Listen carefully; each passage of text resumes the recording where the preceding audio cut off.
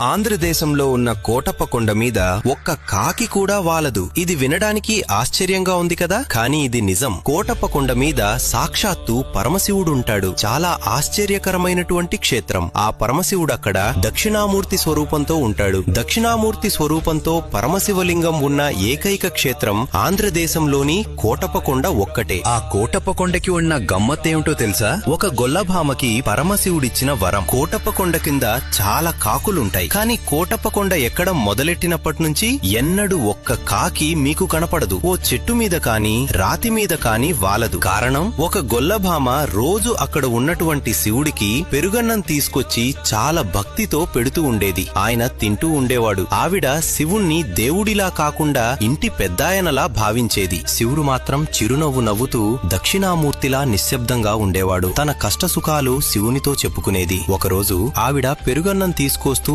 అలసిపోయి ఒక చెట్టు కింద సేద తీరుతూ ఉంటుంది. ఇంతలో ఒక కాకి వచ్చి వాలితే ఆ పెరుగుకుండా కింద పడిపోతుంది. అయ్యయ్యో, పైనున్న పెద్దాయనికి పెరుగు పట్టికెళ్తున్నాను. ఈ దిక్కుమాలిన కాకి వాలి పెరుగంతా కింద పడిపోయిందని బాధపడింది. పరమశివుడు వృద్ధ బ్రాహ్మణ రూపంలో కొండ మీద నుంచి కిందకి వస్తున్నట్టు కనిపించాడు. ఆవిడ దగ్గరకు వచ్చి శాంతంగా అన్నాడు, నీకొక వరం ఇస్తున్నానమ్మా. ఇక మీదట ఈ కొండ మీద ఎన్నడూ కాకులు వాలవు అని చెప్పి అక్కడి నుండి వెళ్లిపోతాడు. అంతే. ఆమె చిన్న బాధను పరమశివుడు శాశ్వత వరంగా మార్చేశాడు. అందుకే ఈ రోజుకి కూడా కోటప్ప కొండ మీద పగలు కాదు, రాత్రి కాదు, ఒక్క కాకి కూడా కనిపించదు. పరమశివుడిని భక్తితో కొలిస్తే చిన్న కోరికతో సహా తీర్చేస్తాడు.